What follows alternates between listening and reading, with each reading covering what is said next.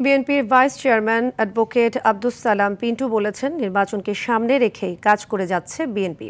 বিকেলে টাঙ্গাইলের ভূঁইয়াপুরে থানা বিএনপির সাবেক সাধারণ সম্পাদক আব্দুল আজিজ বাদশার কবর জিয়ারতকালে সাংবাদিকদের প্রশ্নের জবাবে তিনি আরও বলেন, দেশের মানুষের ভাগ্য পরিবর্তনের জন্য কাজ করে যাচ্ছে দলের নেতাকর্মীরা। এ সময় ভূঁইয়াপুর উপজেলা বিএনপির সভাপতি গোলাম মোস্তফা, সাধারণ সম্পাদক সেলিমুজ্জামান তালুকদার সেলুসহ বিএনপি ও এর অঙ্গ সংগঠনের নেতাকর্মীরা উপস্থিত ছিলেন।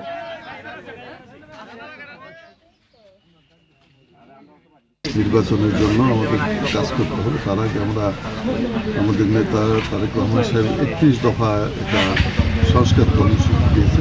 এই সংস্কার কর্মসূচি আমরা জনগণের মাঝে বিতরণ করছি এবং জনগণ যাতে এই সংস্কার কর্মসূচি সম্পর্কে অবহিত হন এবং আগামী দিনে সুন্দর এবং সমৃদ্ধশালী এবং সৌহার্দ্যপূর্ণ একটি বাংলাদেশ গড়ে তুলতে পারেন।